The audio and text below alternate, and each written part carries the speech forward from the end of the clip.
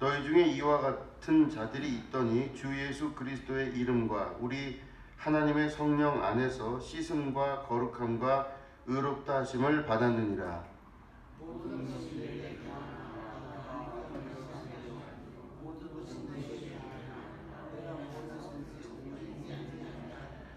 예, 우리 같이 읽겠습니다. 음식은 배를 위하여 있고 배는 음식을 위하여 있으나 하나님은 이것저것을 다 패하시리라. 몸은 음란을 위하여 있지 않고 오직 주를 위하여 있으며 주는 몸을 위하여 계시느니라. 아멘. 고린도 교회가 그 사람들이 많이 모여 있었고 또 이방 민족이 많이 모여 있는 그런 교회라고 말씀을 드렸습니다. 그런데 그 교회 안에서 보니까 사람들이 어떻게 얘기를 하냐면은 그리스도 안에서 우리가 자유를 찾는 거죠, 그죠? 그리스도 안에서 자유를 찾는 건데 그리스도 안에서 자유롭지 않냐 하면서 그 사람들이 한 게 뭐냐면 이방 종교를 가지고 있었던 우상 숭배하는 그 사람들 안에 음란한 것들이 상상을 초월하게 음란했었습니다. 그래서 신전에 가서 신전 창녀들이 있어서 거기서 뭐 말도 못하는 일들이 계속 있는 거예요. 그러니까 사람들이 거기에 막 완전히 그냥 온 몸을 다 바쳐서 매진을 하고 사는 겁니다. 그래서 고린도 교회를 중심으로 해가지고 그 사람들이 그런 음란한 짓을 하는데 어디까지 했냐면은 여기 보니까 불의한 자가 하나님 나라를 유업으로 받지 못할 줄을 알지 못하느냐, 미혹을 받지 말라, 음행하는 자나 또 우상 숭배하는 자나 또 간음하는 자나 또 남색하는 자. 남색하는 게 뭔지 아시겠죠? 남자와 남자끼리, 여자와 여자끼리 하는 그런 행위들을 말하는 겁니다. 그러니까 하다 못해 별의별 일들이 다 일어나는 거예요. 그런데 그 사람들이 또 고린도 교회의 성도들이에요. 근데 이 고린도 교회 성도들이 무슨 말을 하냐면은, 아니 예수님 믿고 나서는 유대 율법에 우리는 저촉을 받지 않고 우리는 자유로운 거 아니냐, 우리에게 자유를 준다 그랬으니 우리가 이렇게 자유롭게 사는 게 기쁨 아니냐, 이런 식으로 논리가 진행이 되는 거예요. 그러니까 자유롭게 사는 게 너무 행복하고 자유롭게 사는 게 맞는데 예수님이 우리에게 자유를 주셨으니 우리는 그런 모든 문제가 다 자유롭게 해야 되는 거 아니냐, 이렇게 교회 안에서 얘기가 된 거죠. 그럴 때 고린도 교회의 타락이 시작되고 이제는 씻을 수 없는 죄악들에 있는 사람들이 그리스도 안에서 구원받았는데, 그게 아니라 이제는 더 나쁜 일을 위해서 자기의 몸을 드리고 사용하는 것을 볼 수가 있습니다. 그래서 보면 그 고린도 교회에 이 사도 바울이 편지를 하면서 뭐라고 그러냐면 하나님의 나라를 유업으로 받을 수 없다 이야기하고, 12절 말씀 보면 모든 것이 내게 가하나 다 유익한 것이 아니요 모든 것이 내게 가하나 내가 무엇에든지 얽매이지 아니하리라. 그러니까 여러분 보시면 이게 무슨 말이냐면 모든 걸 내가 할 수 있다는 뜻입니다. 내가 그런 음란한 행위를 할 수도 있고 하나님의 성전에 갈 수도 있고 내가 누구와 밥을 먹을 수도 있고 내가 또 어떤 사람들과 만날 수도 있는 건 하나님이 그걸 막으시는 게 아니라 우리 각자 안에 있는 자유이기 때문에 뭐든지 할 수 있다는 뜻이에요. 그죠? 하나님은 아담과 하와가 선악과를 먹는 거를 막질 않으셨어요. 그것만 막았어도 얘기가 달라질 텐데 막질 않으셨어요. 그러니까 뱀에게 유혹을 받아서 선악과를 먹는 것도 아담에게 부여된 자유고 하나님이 자유로우시기 때문에 사람에게도 선택할 수 있는 자유가 있는 겁니다. 그러니까 선택할 수 있는 자유를 가진 사람이 내가 가는 곳과 내가 만나는 사람과 내가 하는 일을 스스로 결정할 수가 있는 거예요. 다 자기가 하는 거예요. 누가 그걸 막거나 하나님이 그걸 중간에 막아주시거나 하는 게 아니라 내가 그거를 스스로 결정해서 할 수 있다는 겁니다. 그런데 뭐라고 오늘 말씀 보면 돼 있냐면 모든 것이 내게 가하나, 그러니까 모든 것이 내가 다 할 수 있다는 뜻이에요. 할 수 있으나 다 유익한 것이 아니래요. 내가 하는 행동이나 내가 만나는 사람이나 내가 하는 모든 것들이 막힌 건 없는데 다 유익한 게 아니래요. 그럼 우리는 유익한 것을 쫓아갈 수 있는 사람이 돼야 되는 거죠. 나에게 복이 되고 기쁨이 되고 유익한 걸 쫓아가야 되는데 유익한 거를 쫓아가지 아니하고 내 영혼과 내 육신의 멸망을 향해서 계속 사람들이 가는 겁니다. 그리고 그리스도 안의 자유를 가지고 합리화시키는 일들이 계속 나타나는 거죠. 모든 것이 내게 가하나 내가 무엇에든지 얽매이지 아니하리라. 이 말씀이 너무 중요합니다. 그리스도 안에서 자유라는 건 바로 뭐냐면 내가 하는 모든 거에 얽매이지 않는 걸 말하는 겁니다. 사람이 얽매이기 시작하면 평생 거기에 얽매여 살게 돼 있어요. 내가 예를 들어서 어떤 명예를 굉장히 좋아하는 사람이면 그 명예를 쫓는 사람은 그 명예에 얽매이게 되게 돼 있어요. 거기에 얽매이는 겁니다. 평생 그거에 얽매여 사는 거예요. 내 영광을 위해서 일하는 사람은 내 영광이 나를 자유롭지 못하게 만들어요. 그래서 자기가 얽매이는 사람이 됩니다. 자유롭지가 못해요. 근데 어떤 사람에게는요, 권력도 영광도 명예도 아무 의미가 없다고 하는 사람들도 세상에 있습니다. 그게 중요한 게 아니에요. 그럼 그 사람에게는 권력이 오더라도 아무런 힘을 발휘할 수가 없어요. 그러니까 우리 안에 무엇인가 결핍이 돼서 그거를 가지려고 자꾸 하는 사람은 거기에 얽매이게 되어 있지만, 그게 아니라 내가 그리스도 안에 자유로운 사람들은 어떤 것에도 얽매이질 않아요. 세상 무서운 사람이 바로 뭐냐면 나는 이거 없어도 산다 하는 사람이 무서운 사람이에요. 그 사람을 꼬실 수 있는 방법이 없지 않습니까? 유혹할 수 있는 방법이 없어요. 내가 돈을 갖다 줘도 필요 없다 그러고 먹을 걸 갖다 줘도 필요 없대요. 내가 옷을 갖다 줘도 그게 필요 없대요. 그럼 그 사람을 잡을 수 있는 방법이 없잖아요. 그럼 다른 말로 하면 그 사람은 어디에든 자유로운 사람이 됩니다. 어디에든 자유로워요. 그리스도 안에서 자유가 된다는 건 뭐냐면 우리가 예수님을 만나서 거룩한 하나님의 나라를 보기 시작하면 다른 것들이 내 눈에 들어오지 않기 때문에 그때부터는 나는 얽매이지 않는 사람이 돼요. 없어도 되고 그걸로 인해서 내가 내 목을 다 거기 걸 이유도 없다고 생각하는 사람이 되는 거예요. 이게 바로 그리스도 안에 진짜 자유인이에요. 이 자유를 찾은 사람은 하나님께서 뭐든지 더 주십니다. 더 주세요. 참 희한합니다. 다 더 주세요. 그러니까 자유롭지 못한 사람은 얽매여서 계속 고난을 당하지만 자유로운 사람은 더 많이 풍성해지는 은혜를 누리게 되는 겁니다. 쓰는 자가 복이 있다는 말씀 들으셨죠? 쓰는 자는 돈이 없어지고 가난해져야 되는데 쓸수록 더 복이 오고 쓸수록 더 기뻐지는 거예요. 내가 다른 사람을 축복하면은 그 사람이 축복받아서 잘 되는 것 같지만 실제로는 축복하는 사람이 더 많은 축복을 받게 돼요. 계속 축복할 수 있는 일들이 내 안에서 나타나게 되는 겁니다. 자유롭다는 것은 바로 그 사람이 어디에 얽매이지를 않았다는 뜻이에요. 그러니까 얽매이지 않는 게 얼마나 중요한 건지 여러분 이해하시겠죠? 얽매이기 시작하면은 그때부터는 그거 없으면 못 사는 사람이 됩니다. 그래서 내가 무엇이든지 얽매이지 아니하리라. 이게 너무 중요해요. 그게 보면 13절 말씀에 음식은 배를 위하여 있고 배는 음식을 위하여 있으나 하나님은 이것저것을 다 패하시리라. 몸은 음란을 위하여 있지 않고 오직 주를 위하여 있으며 주는 몸을 위하여 계시니라. 내 몸을 사용하고 내 몸을 이 땅에서 내가 사용할 때 내 몸은 곧 거룩한 성전이며 하나님이 내 몸 안에 내 안에 오시는 거거든요. 내 안에 오셔서 그 나를 통해서 하나님이 자신을 드러내시는 겁니다. 그러니까 하나님이 내 안에 계신 사람은 그 얼굴이 하나님의 형상을 닮은 얼굴로 변하겠죠. 그런데 내 안에 악한 게 있으면 그 얼굴에 나오는 것도 악하게 되겠죠. 그러니까 하나님이 내 몸 안에서 역사하시는 그 역사는 나를 더욱더 하나님께서 사용하실 수 있는 귀한 도구로 내 육체가 쓰여지길 원하세요. 그죠? 내 육체가 그렇게 쓰여지길 원하시는 겁니다. 거룩한 일을 위해.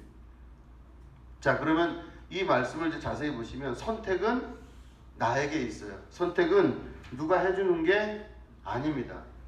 모든 결정과 선택은 누가 하냐면 내가 하는 거예요. 내가. 누가 해주는 거는 전혀 없어요. 내가 그 선택을 하는 겁니다. 그렇기 때문에 내가 오늘도 죽을 길을 갈 수 있고 또 살 길로 갈 수 있어요. 그건 누가 한다고요? 내가 하는 거예요. 하나님이 도와주시면 좋겠지만 하나님께서 도와주신다 그러면 더욱더 강력한 방법을 하시겠지만 하나님은 최소한 우리에게 말씀하시기를 선택은 누가 한다? 내가 한다. 내가 선택하는 겁니다. 내가 무엇을 먹을지 무엇을 입을지 내가 결정하는 거예요. 하나님께로부터 받은 창조와 선택의 자유가 있기 때문에. 왜 그러냐면 하나님의 형상을 우리는 닮은 자이기 때문에 그렇습니다. 주님께서도 자유로우시기 때문에 우리도 그 자유가 있게 되는 거죠. 근데 이 자유를 지금 보면 사람들이 잘못 이용하고 있죠. 고린도 교회 사람들이 예수님이 우리를 자유롭게 하셨으니 우리가 이방 신상한테 가서 절 좀 하고 거기서 좀 복도 받고 거기 있는 성전 창녀들하고 관계를 하는 게 뭐 그렇게 문제냐 막 이렇게 되는 게 고린도 교회 사람들의 이야기였어요. 근데 아니라는 겁니다. 다 잘못 선택하고 잘못된 길로 가는 겁니다. 신명기 14장 21절 말씀에는 제가 읽어보겠습니다. 너희는 너희의 하나님 여호와의 성민이라. 스스로 죽은 모든 것은 먹지 말 것이나 그것을 성중에 거류하는 객에게 주어 먹게 하거나 이방인에게 파는 것은 가하니라. 너는 염소 새끼를 그 어미의 젖에 삶지 말지니라. 이게 신명기에 나오는 말씀입니다. 여기 보시면은 이스라엘 백성을 정확하게 구별하셔서 이스라엘 백성은 거룩한 일에 사용함 받도록 하나님이 딱 규정을 하셨어요. 아예 거룩한 자들입니다. 근데 그 거룩한 자가 바로 뭐냐면 스스로 죽은 거. 그러니까 이 동물이 그냥 죽잖아요. 그 죽은 동물을 갖다가 먹지를 말래요. 그러니까 동물을 먹으려면 어떻게 먹어야 되냐면은 살아있는 동물을 죽여서 그거를 다 내장을 빼고 이렇게 절차를 밟아서 먹어야 돼요. 그죠? 그리고 두 번째는 바로 뭐라고 되어 있냐면 너는 염소 새끼를 그 어미의 젖에 삶지 말지니라 이랬어요. 그러니까 어미의 젖에 삶지 말지니라 이 말은 뭐냐면은 한날 동시에 두 세대, 그러니까 부모와 자녀 또 할아버지와 부모들을 함께 이 대를 죽이는 일은 법으로 금지되어 있어요. 이스라엘 법 안에. 이 말은 그 말은 뭐냐면은 전쟁을 치르거나 어딜 가거나 사람을 죽이거나 하는 전쟁이 나면 사람이 죽어야 되니까 그럴 때 그 집안을 몰살시키지 말란 뜻이에요. 실제로는. 그렇기 때문에 먹는 음식마저도 어미의 젖에다가 그 새끼를 삶지 말라고 하는 이유는 그런 이유예요. 그러면 전쟁을 치를 때도 지독한 잔인함은 없어져야 되겠죠. 그죠? 그 자식은 살려두고 그 부모 세대를 죽인 한이 있어도 자식은 살려두고 하는 일들을 하란 뜻인데 하나님의 이 뜻을 이 사람들이 잘못 알고 있어요. 그래서 어떻게 하냐면은 이 사람들이 지금 현재 유대인들 중에서 정통파 유대인들은 어떻게 먹냐면 아침에는 우유로 만든 음식을 먹어요. 요플레나 요거트, 우유로 만든 빵, 치즈 이런 걸로 아침을 먹고 저녁엔 고기를 먹어요. 반대로 아침에 고기를 먹을까요? 안 먹을까요? 안 먹어요. 그게 무슨 말이냐면 이거를 우유와 저거를 그 고기를 두 개로 나눠서 따로 생각하는 거예요. 우유와 고기를 같이 안 먹어요. 햄버거랑 우유를 같이, 햄버거 안에 패티가 들어가 있죠. 그거랑 우유를 같이 안 먹는다는 뜻이에요. 그러니까 아침에는 유제품만 먹고 저녁에는 고기 제품만 먹어요. 그러니까 이 유제품만 먹고 고기 제품 먹으란 뜻이 아니었죠, 하나님이. 그죠? 너 고기 따로 먹고 우유 따로 먹으라 이런 뜻이 아니었었어요. 근데 사람들은 어떻게 이해했냐면은 이 종교화되면서 이스라엘의 유대 율법이 종교화되면서 아침에는 우유 제품, 저녁에는 고기 제품을 먹는 게 우리 문화다 이렇게 해놓은 겁니다. 그러니까 아침에 누가 만약에 고기를 먹으면 손가락질하고 비난을 했어요. 그게 이상한 거죠. 근데 그 사람들은 그게 진짜인 줄 알고 끝까지 정통 유대교 안에서는 그걸 안 지키면 크게 문제가 되는 줄로 알고 있었던 거예요. 근데 사람들의 심리는 기존에 있었던 율법을 점점 변화시켜서 자기들이 이해에 맞게끔 종교화시키고 있는 걸 볼 수가 있습니다. 그죠? 그걸 보시면 그 사람들은 중요한 목표는 바로 뭐냐면 하나님께서 왜 이렇게 음식들에 대한 정결 예법을 만드냐? 코셔르라 그래서 이건 정결 음식에 관한 법. 코셔는 정결한 음식. 근데 미크베라고 하는 것은 하늘에서 내려온 물로만 이렇게 목욕탕 같이 만들어서 거기서 몸을 닦거나 발을 닦고 사람 집에 들어가게 되는 거예요. 그러니까 이런 것들을 만든 이유가 바로 뭐냐면 정결하라 이런 뜻입니다. 너희는 구별되었다 이거를 가르치려고 하셨는데 이 사람들은 이 코셔르나 그러니까 코셔나 코셔르 같은 문화를 만들면서 그걸 먹으면 안 되는 걸로 완전히 다르게 생각한 거예요. 그러니까 돼지고기도 먹으면 안 되고 해삼 드셔보신 적 있죠? 여러분 그러시면 안 되는 거예요. 해삼도 먹으면 안 돼요. 멍게는요? 안 돼요. 멍게도 먹으면 안 돼요. 그러니까 먹을 수 있는 음식을 제한시키신 하나님의 의도는 전혀 다른 뜻인데 사람들은 그런 것들을 율법으로 만들어서 먹지 못하게 하는 거예요. 우리가 못 먹는 음식은 없습니다. 입으로 들어가는 것 중에 우리를 더럽게 하는 것은 없어요. 우리 몸 밖에서 우리 안에서 몸 밖으로 나가는 게 다 더러워요. 눈물, 콧물, 침, 또 배설물, 뭐 우리 안에 있는 땀까지 전부 더럽잖아요. 우리가 스스로 생각해도. 내 몸 안에서 나가는 건 더럽지만 들어오는 것 중에서 더러운 건 없습니다. 하나님이 창조하신 모든 것들이 다 선하고 아름다운데 왜 그걸 하지 말라 하셨냐는 의도를 알 수 있어야죠. 그죠? 이렇게 하지 말라는 건 이스라엘이 광야를 지나면서 그들이 갖고 있었던 전염병과 여러 가지 것들이 한번 돌기 시작하면 그들은 몰살을 합니다. 그렇기 때문에 철저히 깨끗하고 관리를 잘해서 정결한 음식을 먹게끔 만든 게 하나님 뜻이었는데 그게 아니라 이 사람들은 이 문제가 되는, 다시 말해 이게 우리의 율법이다 그래서 돼지고기도 못 먹고 해삼도 멍게도 못 먹고 비늘 있지 않은 음식 아무것도 못 먹는 그런 이상한 문화로 종교화돼서 만들어놨어요. 그래서 고대에는 그 음식 예법, 다시 말해 이 코시어를 어긴 사람들을 어떻게 했냐면 죽이기도 했었어요. 돌로 쳐서. 해삼 먹으면 돌로 맞아 죽는 거예요. 이런 어마어마한 일들이 있었던 거는 미련한 거죠. 종교화되면서 미련해지는 사람들의 모습이었습니다. 하나님의 말씀을 우리가 잘 알고 이해해야 되는 거는 그 말씀을 잘 알고 그것들의 그 말씀하신 바의 의도를 파악할 수 있으셔야 됩니다. 그래서 바르게 사용하는 것이 중요합니다. 그 말씀을.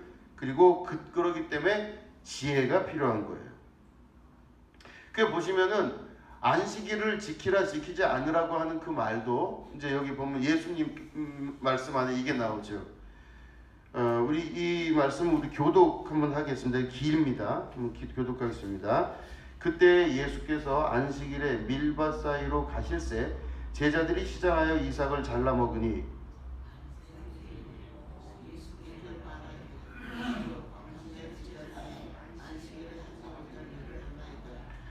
예수께서 이르시되 다윗이 자기와 그 함께한 자들이 시장할 때에 한 일을 잊지 못하였느냐.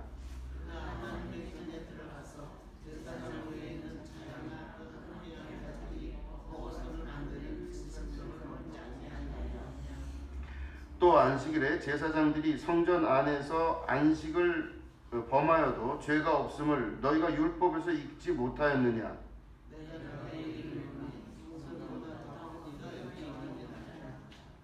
나는 자비를 원하고 제사를 원하지 아니하노라 하신 뜻을 너희가 알았더라면 무죄한 자를 정죄하지 아니하였으리라.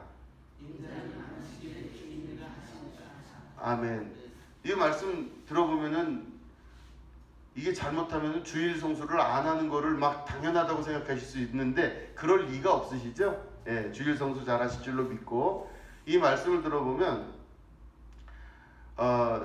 예수님께서 말씀을 하신 거예요. 예수님의 제자들이 안식일날 돌아다니면서 밀밭 사이로 다니다가 제자들이 그 밀 이삭을 까서 먹은 겁니다. 그러니까 이제 이 바리새인들이 와서 보니까 종교 지도자들이죠. 어떻게 당신 제자들이 저럴 수 있냐고 막 따지기 시작해요. 그럴 때 예수님이 가만 계시지 않고 또 말씀을 하시죠. 예수께서 이르시되 다윗이 자기와 그 함께한 자들이 시장할 때에 한 일을 읽지 못하였느냐. 성경에 이 전쟁을 치르고 와서 들어와서 너무 배가 고프니까 성전 안에 들어가서 제사장 외에는 자기나 그 함께한 자들이 먹어서는 안 되는 그 진설병을 다윗이 먹었어요.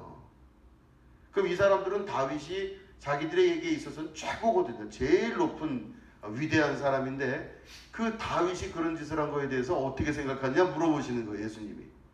그리고 또 뭐라고 그러냐면 안식일에 제사장들이 성전 안에서 안식을 범하여도 죄가 없음을 너희가 율법에서 읽지 못하느냐. 율법엔 그렇게 기록되어 있는 거예요. 내가 너희에게 이르노니 성전보다 더 큰 이가 여기 있느니라 그런 거예요.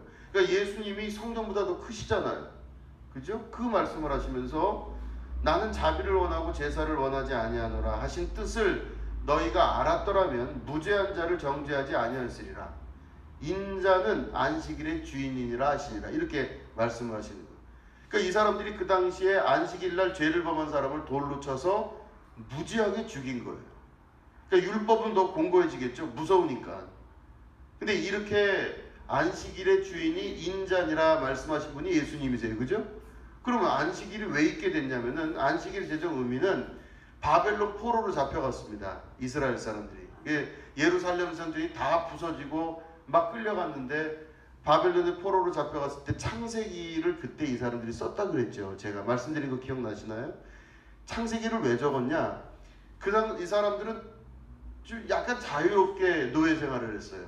이 바벨론에 잡혀간. 그러니까 이스라엘 사람 중에서 아주 지식인 계층, 아주 지혜로운 사람들이 바벨론에 잡혀갔는데, 그 바벨론에서 보니까 이방 민족들을 섬기고 있는 수많은 우상들이 있었는데, 그 이스라엘 어린 아이들이, 이 지혜로운 자들의 자식들이 막 돌아다니면서 거기에서 성전에 가서 절도 하고 성전 떡도 같이 먹고 이러는 거예요.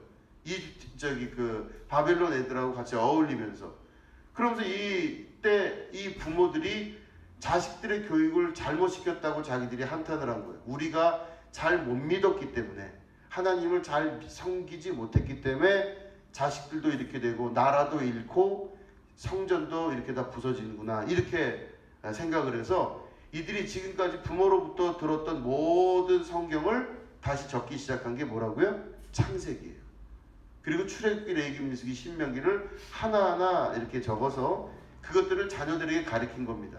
너희들 이렇게 해야 된다, 이렇게 해야 된다. 그래서 자녀들을 교육하기 위해서 만들어졌던, 편집했던 그게 바로 모세오경, 창세기입니다. 그러면 이 안식일의 창세기에 보면 안식일의 제정 의미가 나오잖아요. 하나님께서 그 안식일을 쉬셨다고 하는 게, 여러분 생각해 보세요. 하나님이 힘이 드셨을까요? 6일 동안 만들다가 막 내가 무슨 복이 있어서 이 세상을 만들었을까? 그러실 리가 없죠. 확 하다가 그냥 코를 골고 주무시는 거예요. 6일째 됐을 때. 나 7일째 도무지 못하겠다, 나 쉬어야 되겠다, 이럴 리가 없죠. 하나님이 육체를 가지고 계신 분이 아니기 때문에 그렇게 좋으실 리가 없어요. 그리고 주무실 리도 없고 안식할 이유가 없어요. 하나님은 그냥 하나님이시죠. 그러면 하나님께서 안식하셨다, 다시 말해 쉬셨다라고 하는 그 내용이 들어간 이유가 바로 뭐냐면, 유대 율법 안에서 이스라엘 사람들이 다른 나라를 정복하든지 아니면은 다른 나라가 이스라엘을 정복하든지 그 사람들이 살 수 있는 마지막 거를 꼭 남겨주는 거예요. 그게 뭐냐면, 내가 만약에 그 나라를 지배하면요, 내가 지배자이기 때문에 여기 피지배, 다시 말해 이 노예들이 있을 거 아니겠습니까? 노예들을 부릴 때 쉬지 않고 부려야 됩니까? 아니면 하루는 쉬게 해줘야 될까요? 그렇죠. 이게 그 당시에는 잔인함이 아주 대세였던 시대에는 노예들을 일을 너무 시켜서 노예들이 고통받다가 죽어가는 경우도 있는 거예요. 피로가 누적돼서. 어마어마한 거죠. 어마어마한 거. 하나님의 뜻은 그래서 그 당시에 그 수많은 일들을 겪으면서 그들에게 단 하루를 쉬게 하는 게 목표였어요. 그래서 하나님은 사람을 사랑하셔서 사람들이 하루를 쉬는 그 안식이 아예 법으로 제정하시길 원하신 거예요. 그럴 때 이 창세기를 쓸 때 이 사람들이 그 창세기에 6일 동안 만드시고 마지막 7일째 쉬셨다는 게 하나님이 피곤해서 쉬신 게 아니라 우리의 율법과 우리의 법은 이거니라 해서 그 법이 있기 때문에 자기들은 이 법을 지키기 위해서 바벨론 사람들에게 이야기를 하는 겁니다. 하나님이 우리를 쉬라고 말씀하셨다. 하나님도 쉬셨으니 너희도 쉬라고 말씀하셨다는 거예요. 그쵸? 그러면 그 쉬는 안식일은 결국에는 그날 밥도 하지 말고 한 발짝 두 발짝 걸어가지도 못하고, 만약에 조금이라도 다른 일을 하면 끌어다가 그 사람을 돌로 쳐서 죽이고 이러라고 안식일이 있는 게 아니라, 안식일은 그 사람들을 사랑하시는 하나님의 뜻이 거기가 들어가 있는 거죠. 그러면 예수님 말씀하시기를 너희가 만약에 그거를 똑바로 알았더라면, 그죠? 여기 뭐라고 돼 있죠? 하신 뜻을 너희가 알았더라면 무죄한 자를 정죄하지 아니하였으리라. 그러니까 죄 없는 사람들을 정죄하면서 손가락질하면서 그들을 돌로 쳐 죽이지 않았을 거라는 거예요. 그러니까 하나님의 진짜 의도는 바로 뭐냐면 사람을 사랑하신 거죠. 그죠? 안식일의 의미는 하나님이 사람을 사랑하신 거예요. 너무 피곤해서 피곤으로 죽을 때까지 일시키는 건 하나님의 법에 어긋나는 거죠. 그죠? 이스라엘뿐만 아니라 모든 이방 민족에게도 같은 겁니다. 그래서 우리는 이 7일 중에서 주일을 쉬는 거잖아요. 그죠? 그렇게 되는 겁니다. 그래서 12절을 우리 아까 말씀드렸지만 모든 것이 내게 가하나 내게 다 유익한 것이 아니요 모든 것이 내게 가하나 내가 무엇에든지 얽매이지 아니하리라. 그러니까 얽매이지 않는 게 너무너무 중요합니다. 얽매이지 않는 거. 그죠?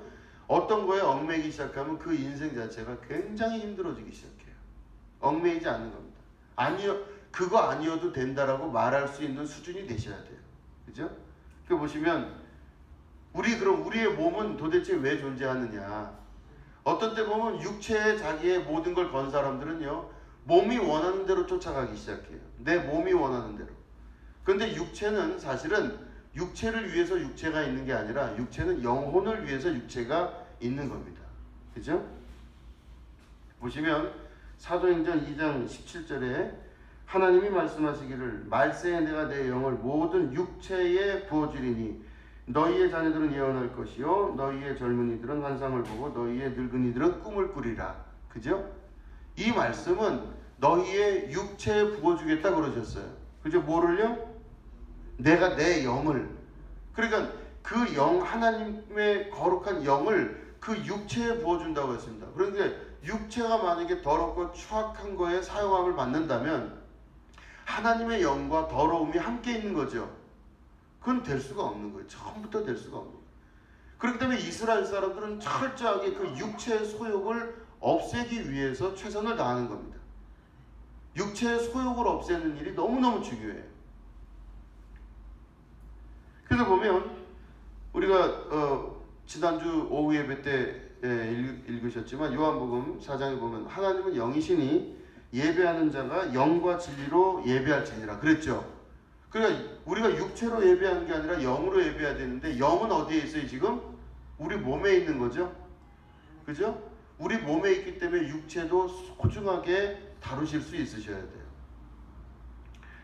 에베소서 2장 14, 15절에 보면 이런 말씀이 있습니다. 그는 우리의 화평이신지라 둘로 하나를 만드사 원수된 것 곧 중간에 막힐 땀을 자기 육체로 허시고 법조문으로 된 계명의 율법을 폐하셨으니 이는 이 둘로 자기 안에서 한 세 사람을 지어 화평하게 하시고.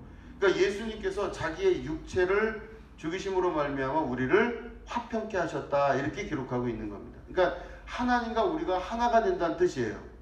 그럼 내 육체도 하나님 안에 속하게 되는 거죠. 근데 내 육체가 거룩하지 않다면 문제가 되기 시작하는 거예요. 육체는 누굴 위해 있냐면 하나님의 영을 위해 있는 것입니다. 그죠? 이거를 잘 사용할 수 있으셔야 돼요. 갈라디아서 2장에 보면 이거는 같이 읽으시죠. 저만 읽으니까 손해본 듯한 느낌이죠. 같이 읽겠습니다. 시작. 내가 그리스도와 함께 십자가에 못 박혔나니 그런즉 이제는 내가 사는 것이 아니요 오직 내 안에 그리스도께서 사시는 것이라. 이제 내가 육체 가운데 사는 것은 나를 사랑하사 나를 위하여 자기 자신을 버리신 하나님의 아들을 믿는 믿음 안에서 사는 것이라. 아멘. 내가 이제는 그리스도와 함께 십자가에 못 박혔다고 되어 있습니다. 내가. 그러니 이제는 내가 사는 거가 아니래요. 이제 내가 산다는 거는 내 육체의 소욕에 따라 내가 원하는 곳을 가고 내가 원하는 일을 하고 내 몸이 원하는 걸 하는 거가 바로 육체를 위한 삶이죠. 근데 이제는 내가 그렇게 사는 것이 아니요 그리스도와 함께 사는 거. 내 안에 계신 그리스도와 함께 살아요. 그럼 내 안에 예수님이 계시면 예수님과 함께 하루하루를 살아가는 겁니다. 예수님께 기도하고 예수님께 여쭙고 예수님의 음성을 듣고 살아가는 게 이 육체를 위한 삶이 아니라 이제는 거룩한 자의 삶을 살아가는 자의 삶이에요. 그죠? 근데 사람들이 육체를 위해서 사는 거는 바로 타락했기 때문에 그렇게 된 거죠.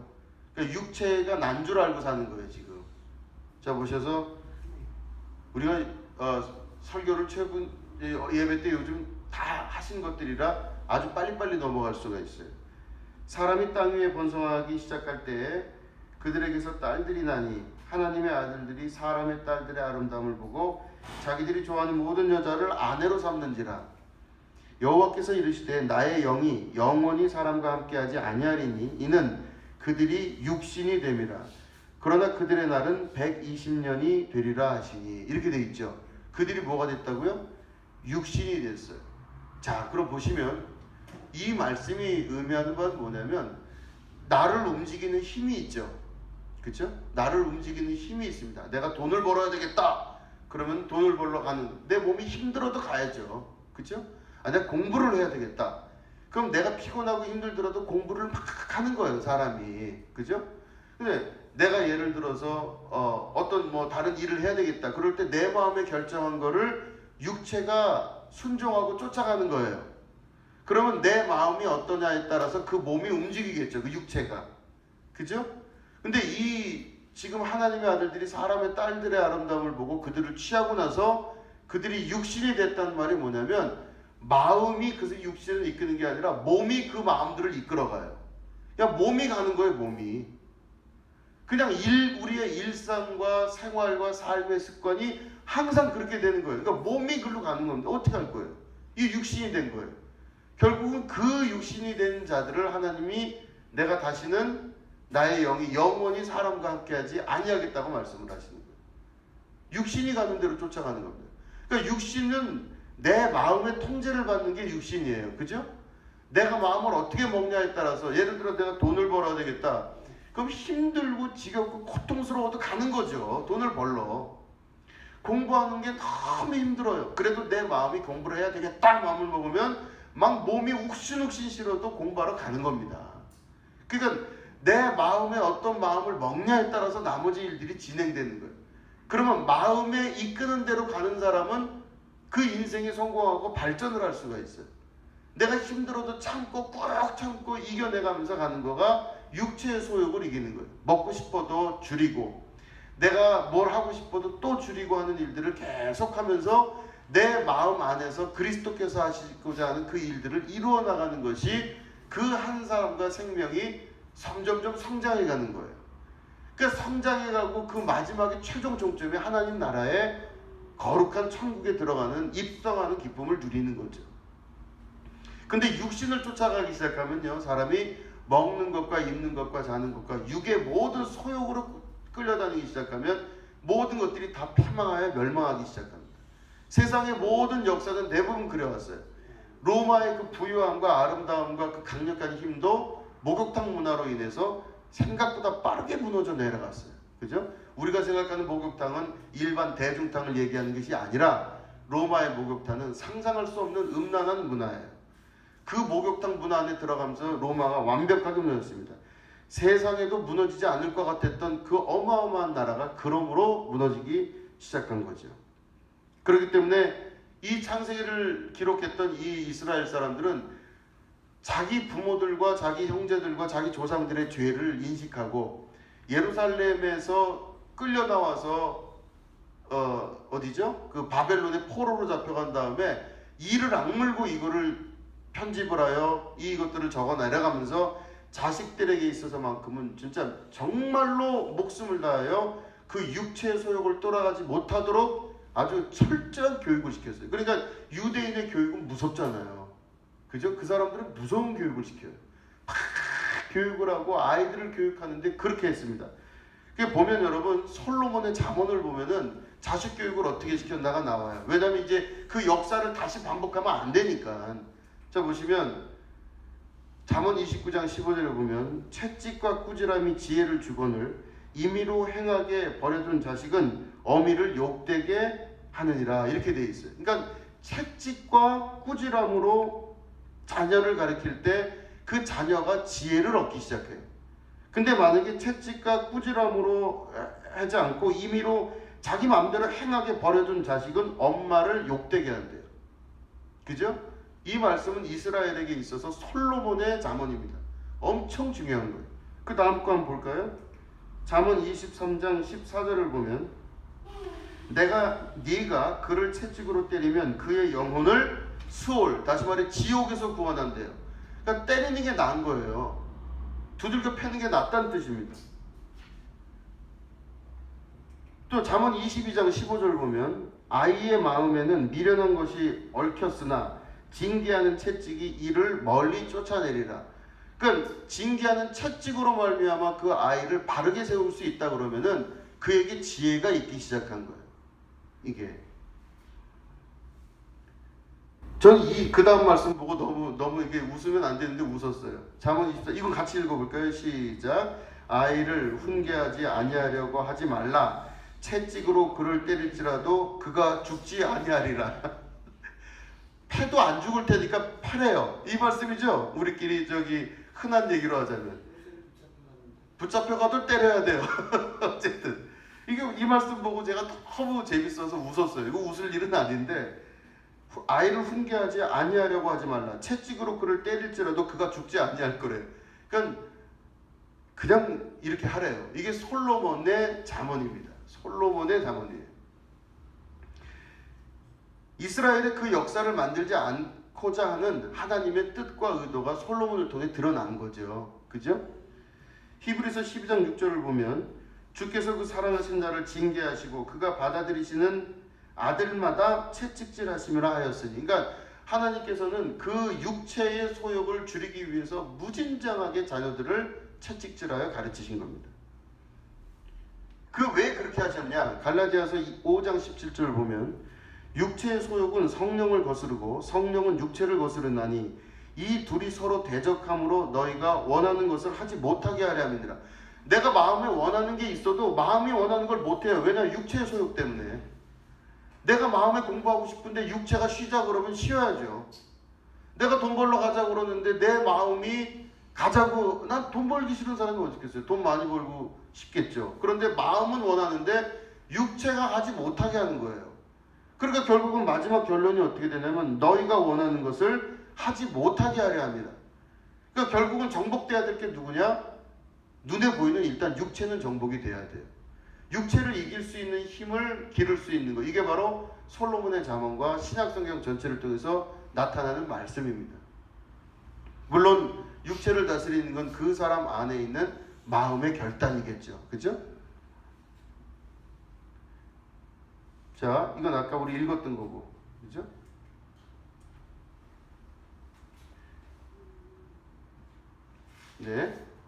네, 이렇게 됩니다. 그러니까 오늘 말씀의 최종 정의는 바로 뭐냐면은 하나님께서 우리에게 주신 예수님, 그 예수님께서 하신 말씀의 자유는 우리에게 자유가 있어요. 선택의 자유가 있는 거죠. 오늘 내가 어디를 가고 누구를 만나며 또 무슨 말을 하고 무엇을 먹을지는 내가 결정하는 거예요. 이 자유가 있지만 무엇이든지 자유가 있다고 해서 그 모든 것들로 다 유익한 것은 아니니라. 선과 악에 대한 중요한 판단, 옳고 그름에 대한 판단은 육체를 따라가는 것이 아니라 내 영혼의 결단을 따라갈 수 있으셔야 돼요. 그래야 하나님께서 주시는 신령한 복과 은혜를 정말로 경험하며 살 수 있습니다. 자기 육체를 이긴 자들이 다 승리하는 겁니다. 육체를 정복하여 지배할 수 있는 여러분 되시고, 또 마음으로 결단하여 내가 하나님의 거룩한 뜻을 붙들어 갈 줄 아신다면 우리 안에, 그리고 하나님의 역사 안에 가정과 교회와 직장과 모든 것들이 변하는 역사가 나타나게 되는 것이죠. 여러분들에게 그런 놀라운 축복이 함께 하시기를 주님의 이름으로 축원드립니다. 기도하겠습니다. 하나님 아버지 감사합니다.